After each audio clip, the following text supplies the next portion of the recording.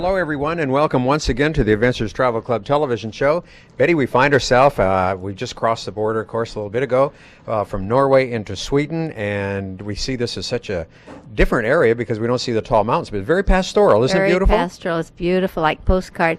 I had my house that color one time. Is that right? Yeah, with the white shutters. Uh-huh. Oh, that's beautiful, isn't it? But no more.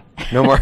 No. Oh, look, and here's a maypole. And you know, down in Kingsburg, on Main Street or Draper Street there, every year during their Midsummer Festival, they have a maypole. Let's find out a little bit more about Sweden. The Falu red comes from this area. Falun is another town here, and that's where they have the copper mines. So we're really in that area where it originated. So little red houses, a maypole, maybe a fruit tree in the garden. That is the picture of Sweden for a Swede. Take a picture of Dalarna and show it to any Swede anywhere in the world, and they'll say, ah, yes, Sweden. Preferably a little lake in the background too. Birch trees and the lake.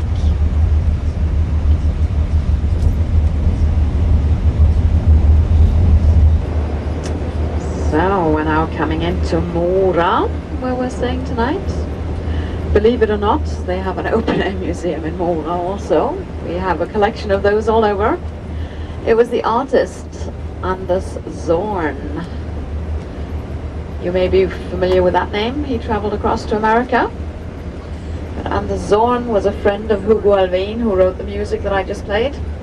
He came from Mora, and he collected farmhouses from all over and put them in his backyard. And the Zorn Museum is just next to our hotel. And our hotel lies down to this big lake Silja Lake. And we have the church just across from our hotel also. And I didn't order the rain. Well, that was a little situation that we did find in Sweden, that we did have rain off and on, but, you know, it didn't last very long. I mean, just sort of like almost anywhere there in Europe, you know, when you go out the door in the morning, you're not quite sure how to dress. You better take an umbrella. You always take a wrap and a pop-up umbrella. And you know that you can always put it away, but that seems to be everywhere in Europe. Anyway, here we are.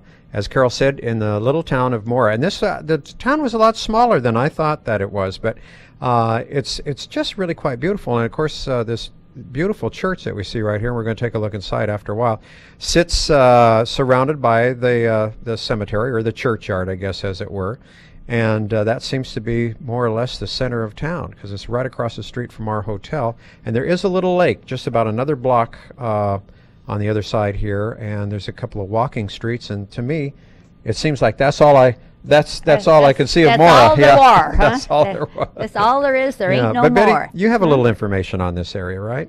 Well, you know, first of all, I'd like to say that to me it looked more like a little miniature town because it was so small. It would be like when they have set up a museum type setting, because they were with the cemetery there in the middle and the statues and. But things. it was a real town, and of but course. you know the other thing, it was so nice and clean. It was just pristine, beautiful, beautiful. Another comment, Marv. You know, of all the traveling we've done all over Europe and China and wherever, I have never been any place where there were so few people. It was incredible to me to walk down the streets and not be pushed and jostled and. Isn't that nice? Yeah, that's very unusual too. But it was quite a different experience, a pleasurable one. It was kind of a serene way of traveling. It is, yeah. Very, very nice. Because as you know, you can get some places in Europe, and the tourists are just everywhere, and you are jostled. But look here, now that's a non-jostling street. Yeah, it looks like Dead City. Really? Maybe that's because it's across the street from the cemetery. I don't know. Oh no, well the dead. That's where you always find the people that have died in the dead center of town. Oh. So it had to be there. Give me some information on Mora. You want some Mora? Yeah, I want some Mora. Well, I think one of the things that Mora was really famous for, or is famous for, is that because It's the finishing line of the largest ski competition in the world. Now, can you believe that? That's right. That little tiny town. The cross-country ski. Yeah. The largest ski competition ends right there. But it took place, it started in 1922 to commemorate the ski run between Mora and Salen. Is that how you pronounce that, Marv? Salen? I'm not going to touch that. Okay. Well, anyway, that was 400 years ago, and it was a King Gustav Vasa. They all loved that man, I guess. Yeah. His name was a lot of places that we saw. So they have like 20,000 participants every year. So you get 20,000 people in that little town. Man, there would I find the jostling and the crowds. Huh? Well, not only that, but also the spectators too. If you have that many people, participating, that's true. Yeah, and that as you say, that has kind of maybe put the town on the map, because that race has gone on for that long, and it really is. It's really something. People come from all over the world to participate in that ski race too. So. Very, very nice. What about the church, Betty? You have a little information on the church? 'Cause we're going to take a look inside here in just a moment. And, I have to tell you, of course, this was about 8 o'clock in the morning, and there was a little lady there, and she had the keys to the church. And when I went inside, of course, I was the only one there. And I wasn't sure whether she was going to let me take pictures or not. So fortunately, this little camera's got a situation where you take still pictures with it. So I thought, well, I'll just get in real fast and take some still pictures and then get out. But once she opened up the church, and she just sort of disappeared into the walls, Yeah. Beautiful, though, isn't it? Very proud. It is. It's we see so many churches, and each one that we go into seems to be unique. Right. Even though they are churches, but this particular church has two different kinds of architecture. It is Romanesque and Gothic. And you see the Gothic ceiling. Yeah. It's beautiful. So if you look around, you can find just about anything that is your taste. Yeah, and I think that they have done that very well. I mean, where you mix the architectural styles or the artwork that's inside, and it's beautiful. They've done a very, very nice job with this, I think. Well, those oldest walls there in that church, I mean, this is not a new church. No. It comes from the 13th century. Can you believe that? Yeah, so that was a little while ago. I think so. And it's nice that, again, that the setting here is quite so beautiful. You see that they've kept up all the graves here, too. I mean, almost every grave that is there has beautiful flowers on it. So this is really quite something. And I really enjoyed this. It was quite beautiful, especially, like Betty said, because there were no crowds around, and it was a very peaceful thing. Well, we're going to go on down the road, and we're going to find out a little bit more about Sweden. Right, god morgon. So here we are heading off towards Stockholm. Doesn't it seem like ages since it was hot and sunny Copenhagen that you were in? Thank goodness. Thank goodness. But what a lot that you've been seeing. Does it feel like 8 days? No.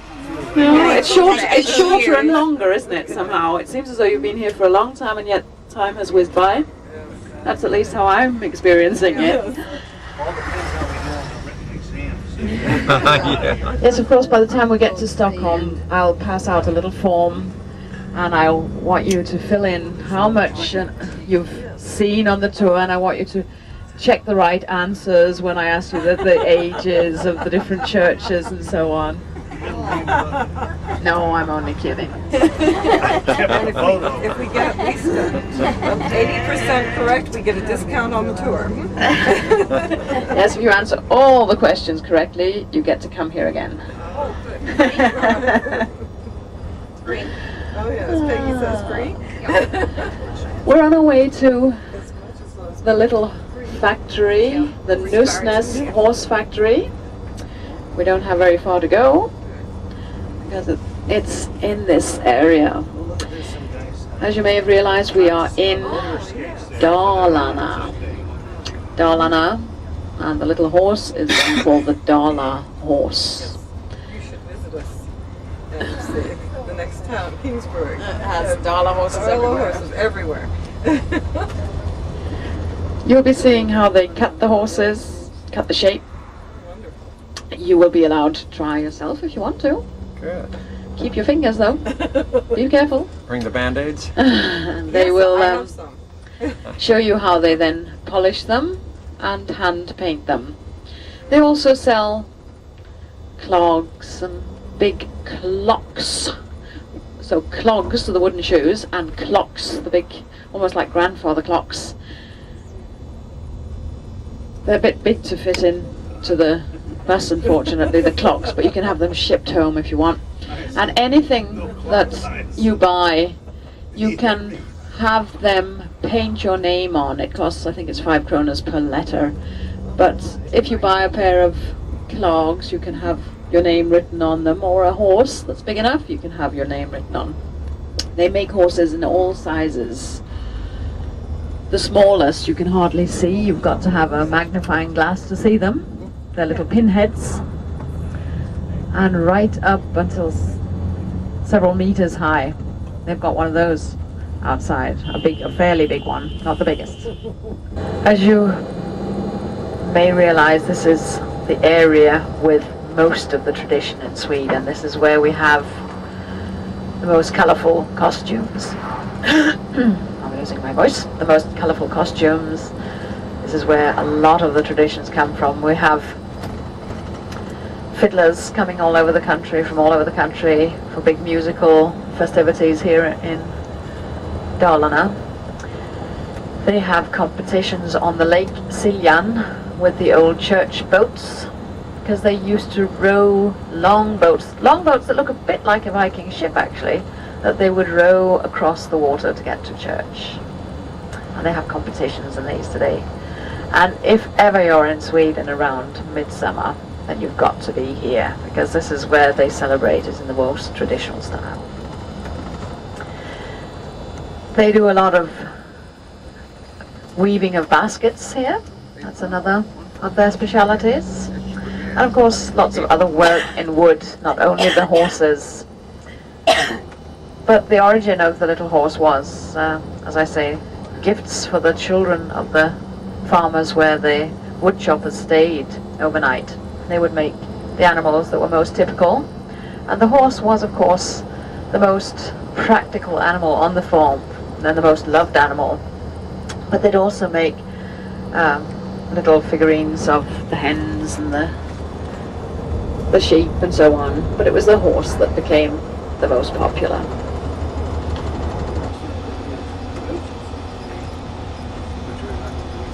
They're quite well known in the States. The Uppsala University, yes. That's some beautiful panels, I think.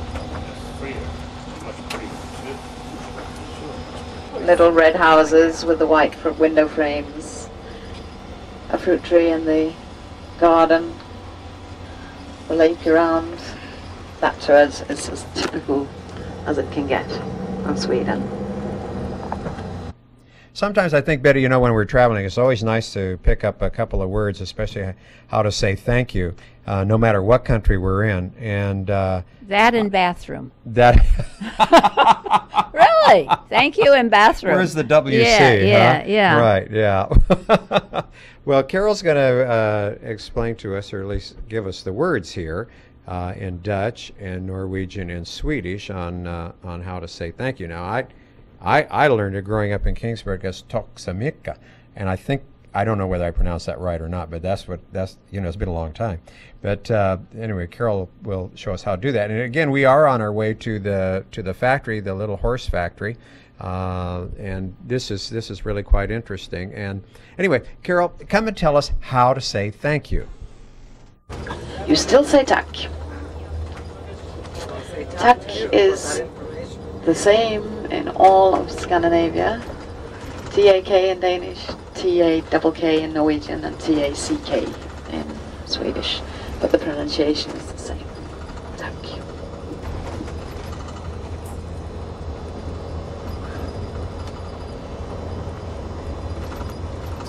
Now the little factory is here to the left. If you look to the right, there is one of those church boats lying exhibited here.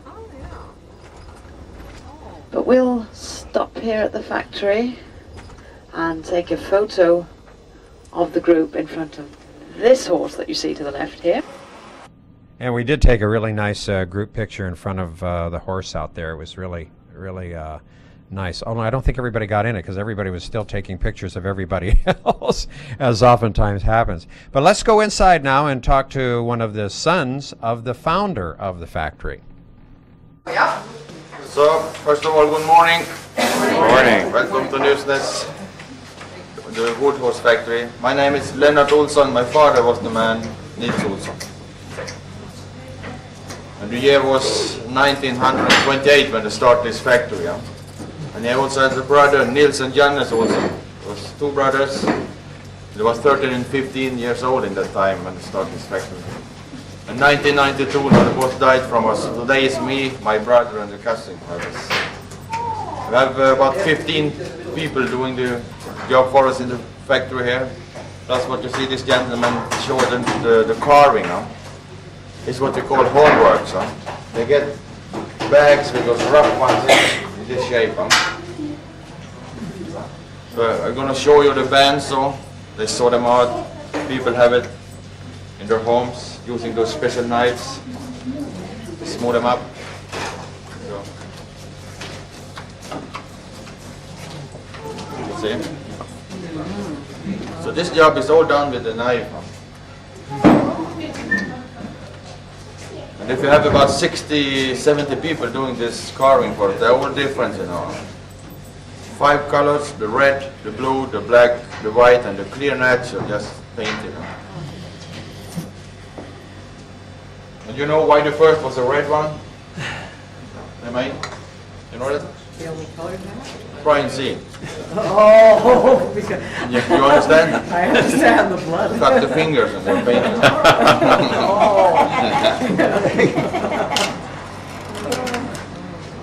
So, you know, the word is the pine. Huh?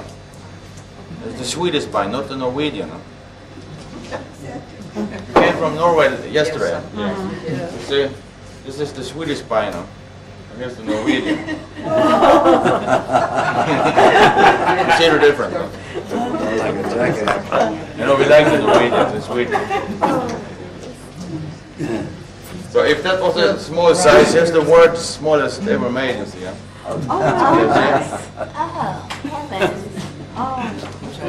The horse.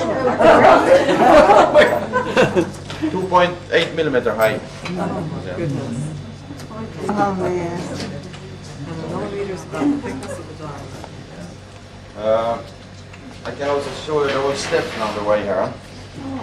So the first is to print them. So the man in the bandsaw can see the lines. Huh? Step 2 is on freehand. They open in the legs and they go down. Step 4 is the carvers, you see. The next is to paint them, and we dip them. We don't spray, we dip. And if you have some bad carvers, you know, they get some defects on them, they put this white, like a filler on, the putty. Sand them, we dip them once more, decorate them. And the last thing is to dip them in the lacquer.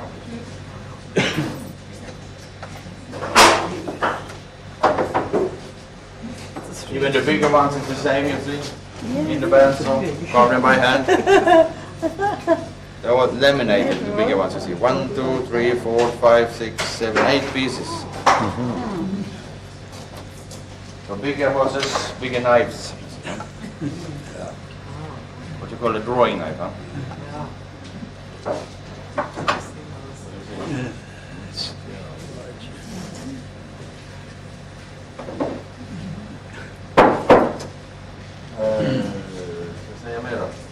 You see, those special knives, you see, huh?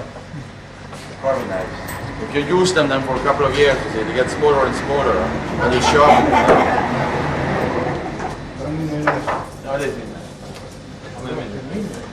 So when they came down in this size, this see, for the smaller ones, yeah. Do you make all the horses out of pine? No, the smallest one is all the wood. Huh? Ah. Up. You also make pigs, you see. Yes. We had them like piggy banks before. Oh. But you know, Sweden today, no money, no banks. So the next step is for the credit card then. Huh? Så, nu är nästa buss kommer nu va? Ja. So we do it this way, we see the gentleman. Kan du vet någon bandsolo nu? Ja, men det kommer en buss till vet jag inte. Man har bara här.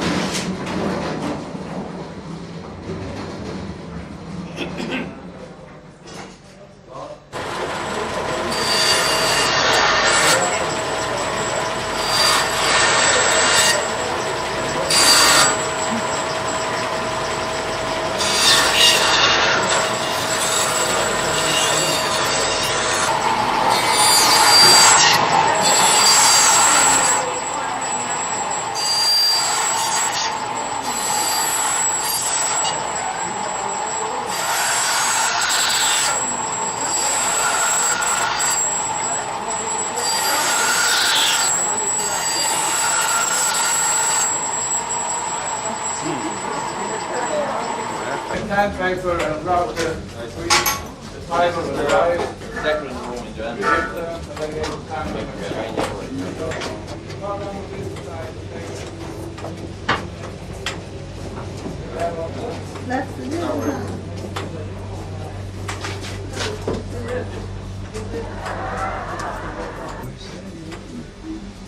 So that's the room where the dip them.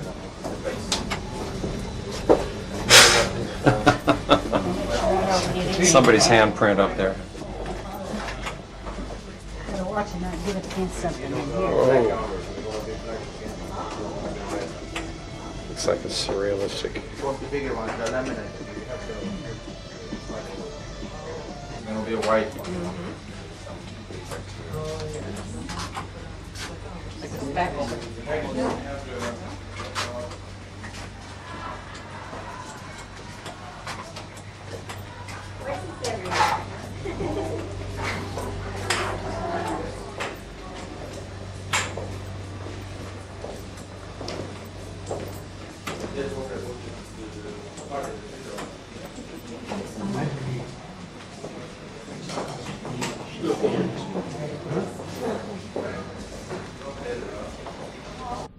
Well, even for these little horses, it looks like there's quite a bit of work and quite a few steps. You know, you don't have to go all the way to Sweden, though, to buy a dollar horse. You can find those now in a few of the shops in Kingsburg. In fact, I talked to the owner here, and he had told me that his brother, a few years ago, had gone to Kingsburg and given a demonstration on the carving and the painting of the horses there, and these are really quite beautiful. I didn't realize though that they came in so many different colors. Especially, I knew the red and the blue. Yeah, but I when he's think talking the about red black- and the blue, like you say, are the ones you always think about.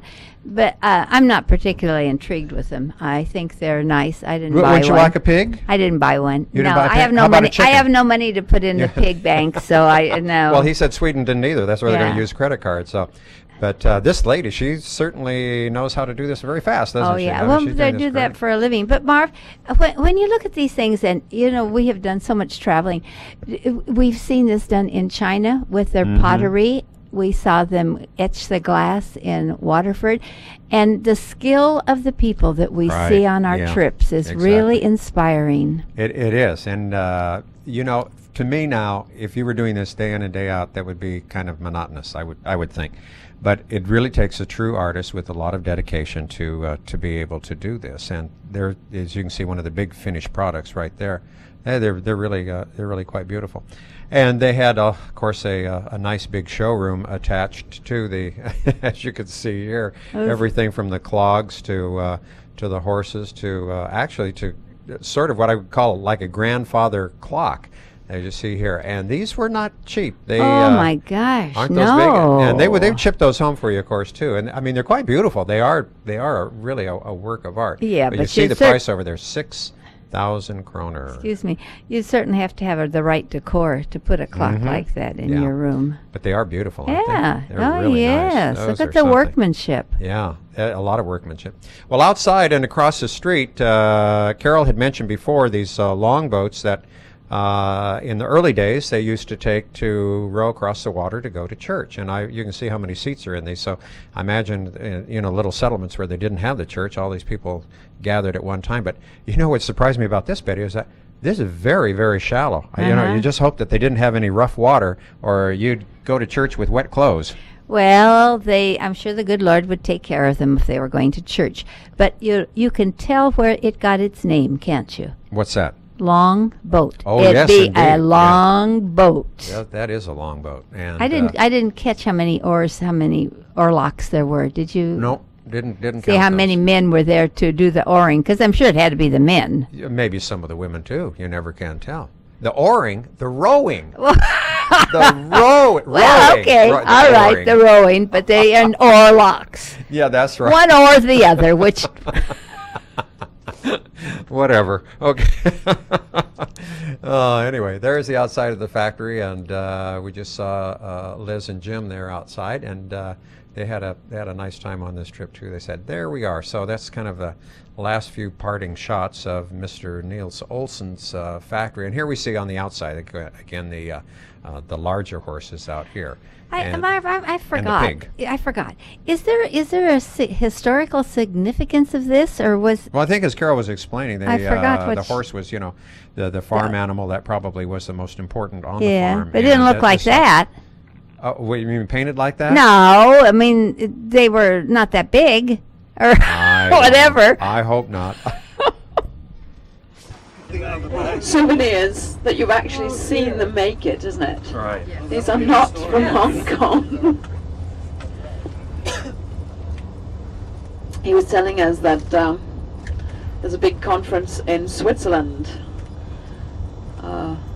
where they're going to try to do a big introduction of what Sweden is like, and they had invited these two brothers down to show the painting of the horses, and they'd bought 400 of the middle-sized horses that they're going to give to the delegates, but they will first watch them hand paint each of the 400 horses. So during the banquet, they will be sitting there painting the horses. And so that kind of concluded our little visit for the dollar horses. I had been sort of looking forward to, because my mom has a collection of those. Anyway, we're traveling along. We are going to head now down toward Uppsala. And Whoops. Uppsala, Whoops. right? And of course, this is not it. We'll get there probably on our next trip, on the next show, however. And of course, a lot of you know that Uppsala is very famous for its university there. But again, this particular area of Sweden, I think, we're right sort of in the middle part of Sweden, a little bit south of the middle part, in Dalarna. And so we're traveling on further south, and of course we're going to end